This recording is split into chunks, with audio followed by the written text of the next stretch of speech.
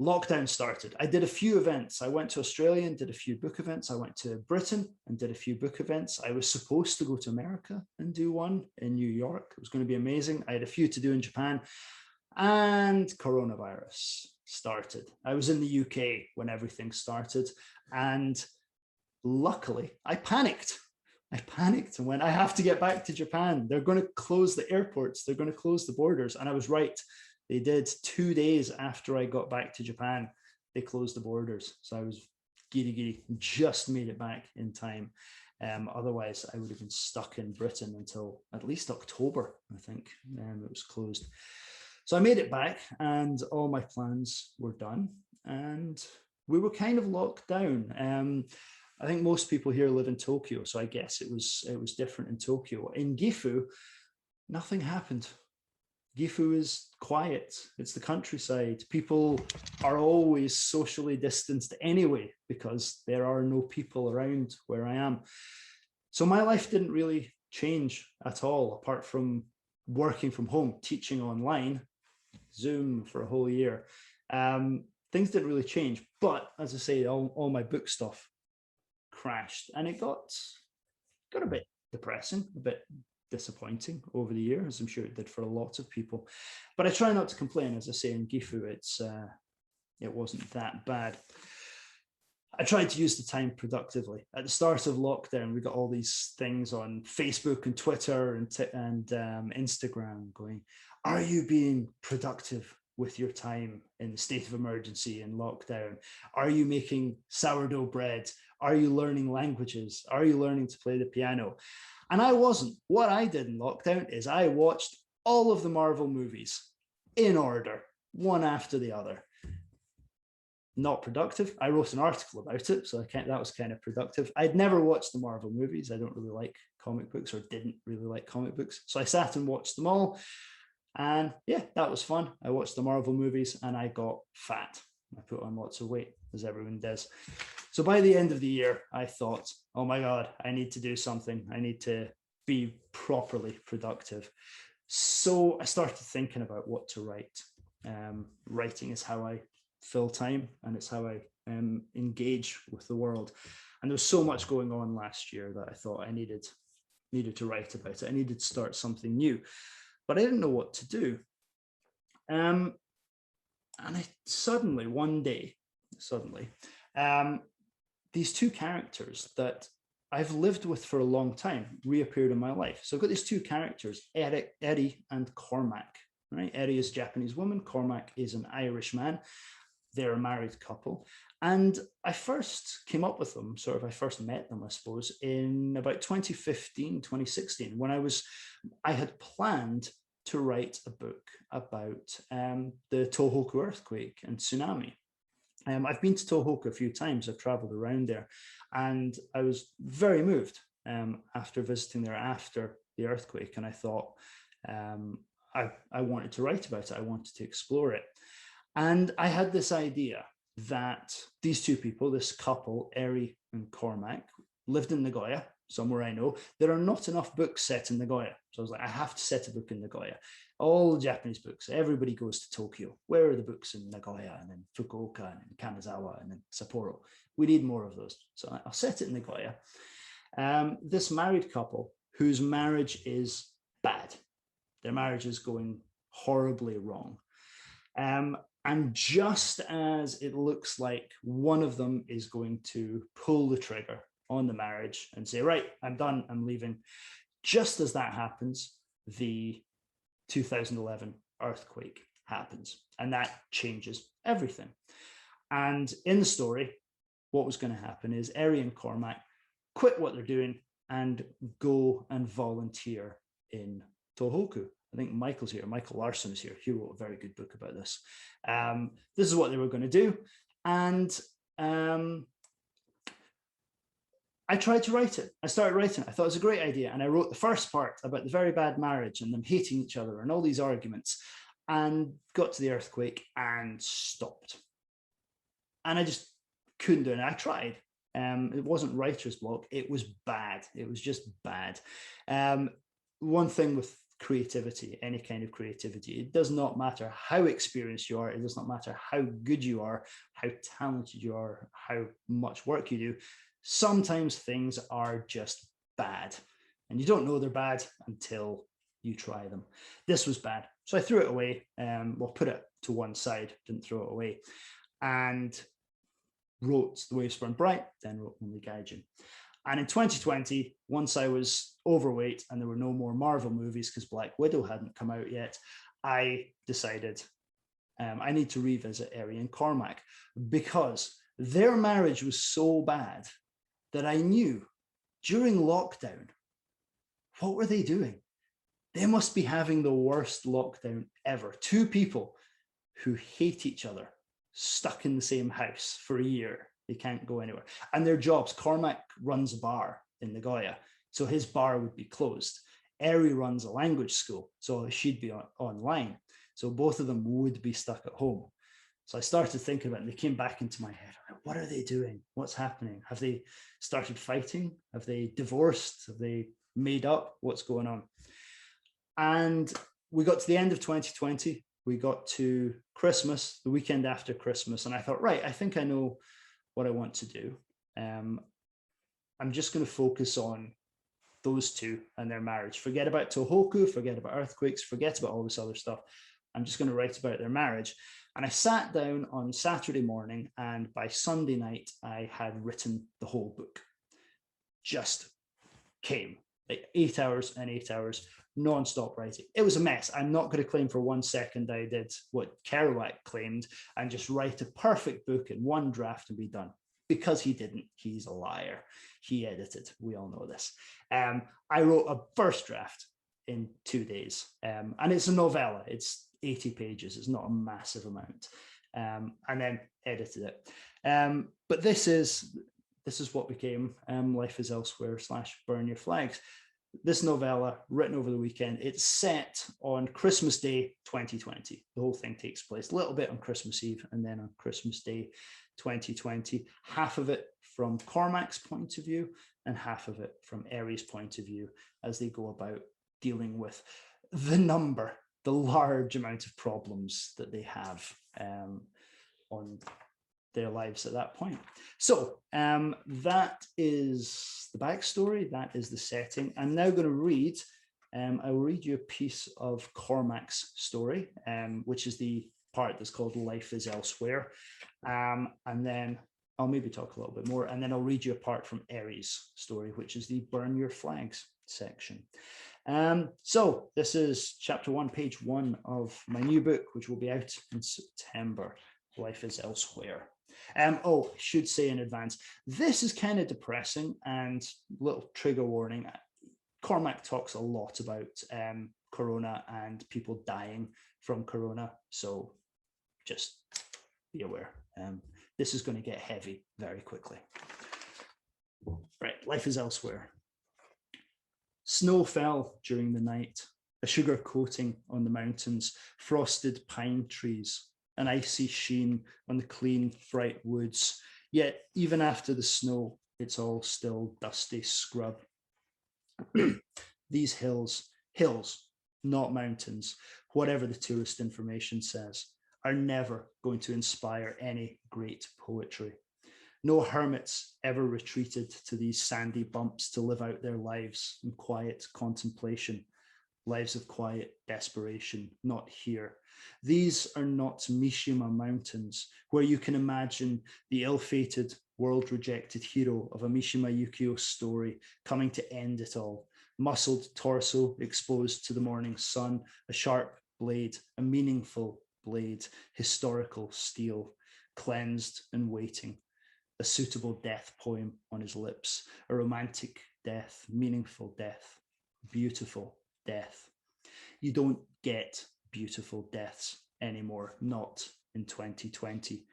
You get deaths behind closed doors, death behind plastic sheeting and infection controls, death by statistics, death by policy. The plague times, the end of days, no beautiful deaths. Alone in an isolation room, a voice through an intercom. We built hospitals so we could keep death from our doors, clean, tidy. Elsewhere, life is elsewhere. I am elsewhere, but this year, death is everywhere. Death is here. On the way here, I killed a snake. I saw it too late. A hose pipe stretched across the single track road just round the hairpin bend. My wheels were over it before I had time to register what I was seeing. Not even a dunt like in the movies, the sound of a machine rolling over life, the jolt inside the car, expensive suspension, thick tires, smooth ride. A Shima heavy, harmless but powerful, long. The head was moving, its back broken, flattened into the tarmac. I didn't know what to do, so I left it. Another ugly death, alone and broken. Why did the snake cross the road? To get to the other side. Shouldn't go outside. Death is coming round every corner, silent. I check my phone. Nothing. They said I'd get the results today.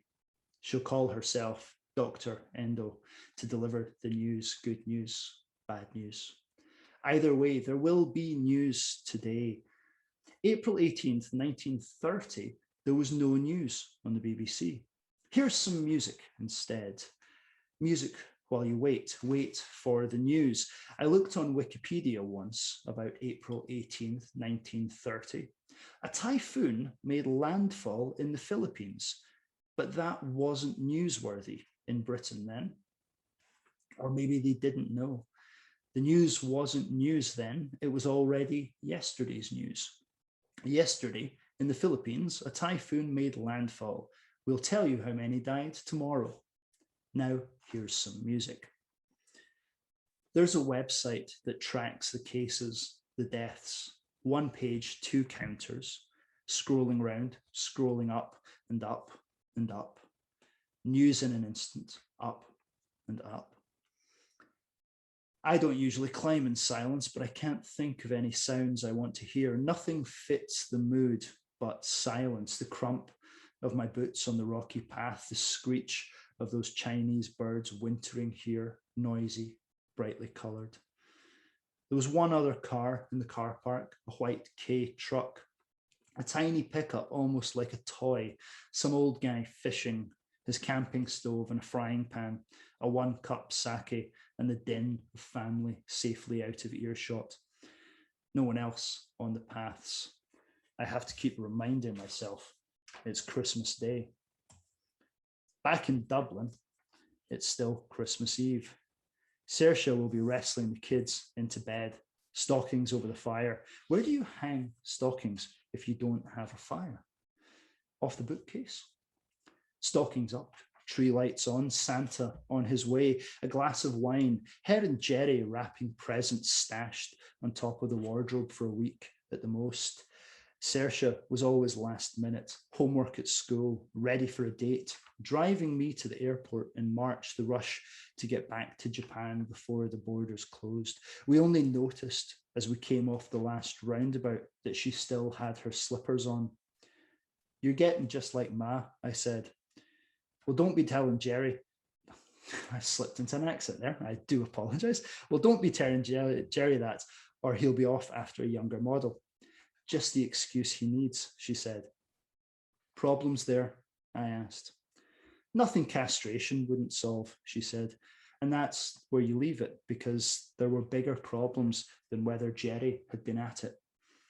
Only just got home. Japan closed the borders in March, and us lifers weren't allowed back in until October. And even then, there were more hoops than at Celtic Park. Permanent residence, contingent status, we're here under sufferance. Thanks for the taxes, but once we perfect the robots, you'll not be needed. Right now, entry to Japan is banned, except for Japanese nationals, as if the virus checks your passport. Eddie picked me up, threw a mask at me, a bottle of hand gel, even though I already had both. Don't tell anyone where you've been, she said. Don't tell the neighbours you were in Europe. Should I wear a badge? I said. Tattoo something on my forehead. She wasn't laughing. She hasn't laughed much recently, not much to laugh about. Even Schadenfreude took a hammering this year. Can't laugh at the suffering of others when there's so much of it about. Where to start? Schadenfreude, like charity, starts at home. Laugh at thyself if you want something to laugh at. Christmas Day and you're on your own up in the hills, not a present exchange, not even a merry or a happy. She was up late, locked in the spare room with her old boxes and that sake we got from Kochi, all of it. I could hear her snoring in there as I went downstairs and pulled my boots on. I'll stop there. Cool. So that is the start of that. Thank you. That, as you see, is a very different tone from Only Gaijin. Much more serious. Still some bad jokes, but mostly serious. And obviously some facts borrowed directly from my life. The bits about getting back to Japan, things like that. Write what you know is what we're always advised. But Cormac is not me, thankfully. That would be horrible. His life is not great. So that is Cormac's story. That's the first half of the book. And then it flips. So he complains about his wife for quite a while. He's one of those guys that does complain about his wife. Not a fan of them, I have to say. But Cormac is one. And then it flips and we get Eri's side of the story. It's always good to give both sides of the story, especially in a marriage. It takes two to fall out. So let's introduce Eri. So Eri's story is called Burn Your Flags. I'm going to do this in the same voice with the same face. You'll just have to imagine that I am a 41-year-old Japanese woman right now. Okay, so please try that. I pour myself a glass of our homemade plum wine, top it up with tonic water, a handful of ice. I saw a reaction there. That's delicious. Try it. Tonic. Umeshu tonic. Anyway, the house creaks along with the ice. It's about 20 years old, younger than I am, older than I am, depending on which me we're talking about. Eri Kennedy, Eri Kanehara, the one before that. I creak too when I move, when I wake in the morning, still on my side of the bed, even though he's not here. My legs are so stiff. I ran a marathon the day before, climbed on Take. Is it age, bad health, something I've done to myself, living too fast for too many years? This house and I, both of us, creaking and groaning, one day will fall down, nothing but rubble and dust. It's Christmas Eve and Cormac is out. The place feels empty when he's not here, which I hate to admit, but it does. He fills a room, fills a house. The smell of him, the sound of him, doing the dishes, tutting and sighing at something I've left half done. His music, his TV shows, always his choices. When he's not here, he's still here. A negative and unavoidable hole. When he's not here because he's deliberately being not here. When he's making a point of being elsewhere rather than be here. Rather than dealing with this. I wish he'd come home angry, come in and shout, slam doors, put his fist through a wall, something. Instead, he just disappears, sinks into the routine of his work of running the bar, cleaning the pipes, ordering stock, all rather than confront what's going on, confront the inevitable.